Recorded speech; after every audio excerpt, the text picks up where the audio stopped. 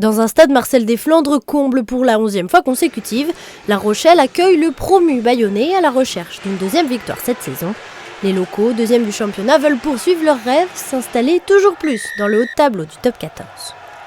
Le début de la rencontre est assez poussif. Face à l'Armada rochelaise, les Basques se défendent bien et tiennent le coup sous le regard de leur manager Vincent Etcheto. Après 5 minutes de jeu, la première ligne bayonnaise est sanctionnée en mêlée. Brooke James ouvre le score, 3-0 pour les Maritimes. 10 minutes plus tard, Raphaël Lagarde a l'occasion d'égaliser. La tentative est loin, très loin au-delà de la ligne des 50 mètres. Et ça passe grâce à la barre transversale. L'Aviron revient à égalité. Sans surprise, c'est les Rochelais qui ont mis la main sur le ballon. Les Basques sont sanctionnés pour une position de hors-jeu. Face au Perche, Brooke James ne tremble pas et redonne un léger avantage aux Rochelais. À la demi-heure de jeu, La Rochelle accélère. Alexis Balès passe à Brooke James pour Gabriel Lacroix. L'ailier jaune-et-noir est stoppé à quelques centimètres de la ligne et le ballon difficilement libéré. Alexis Balès ne parvient pas à s'en emparer et c'est Ikairo Forbes qui se saisit du cuir pour aplatir le premier essai de la rencontre. Nouvelle réussite au pied pour Brooke James et La Rochelle mène 13-6. Juste avant la pause, les Rochelais campent à nouveau dans les 5 mètres adverses.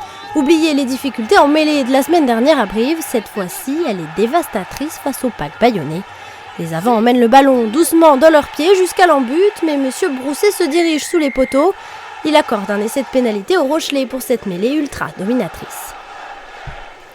La transformation ne pose aucun problème à l'ancien Clermontois. Brooke James transforme et les deux équipes rentrent au vestiaire sur le score de 20-6. Brooke James donne le coup d'envoi de la deuxième période. Rien n'est encore joué pour les Bayonnais qui s'appuient sur le jeu au pied de leur ouvreur, Raphaël Lagarde. À l'heure de jeu, Vincent Rattès transperce sans difficulté la défense basque sur un ballon de récupération. Il est mal plaqué et peut faire parler sa pointe de vitesse. Brooke James est présent au soutien, il efface 2 défenseurs pour servir à nouveau son ailier. Vincent Rattès est à la conclusion de l'action qu'il a commencé au niveau de la ligne médiane. Il inscrit sans problème le 3e essai rochelais, synonyme de bonus offensif. Entré en cours de jeu pour remplacer Alexis Balès, Enrico Januari va dynamiser un peu plus le jeu des Rochelais. 63e minute de jeu, les avants pilonnent la défense basque. Januari extrait le ballon côté fermé pour Aguillon. Le premier centre Rochelais aplatit le 4e essai des Maritimes qui confirme un peu plus le bonus offensif et leur suprématie dans cette rencontre. James continue d'ajouter des points au pied et les Rochelais mènent 34-12. Sur la sirène, les Basques jouent une mêlée sur la ligne des 5 mètres adverses. Les Rochelais évoluent à 13 contre 15. L'occasion pour Martin Lavaux d'aplatir le premier essai bayonnais du match. Un essai pour l'honneur pour son premier match en top 14 cette saison. Raphaël Lagarde manque la transformation complètement excentrée. Les Bayonnais s'inclinent 34-17. 4e défaite consécutive pour les hommes de Vincent Etcheto. La Rochelle poursuit sa route et reprend provisoirement la première place du championnat.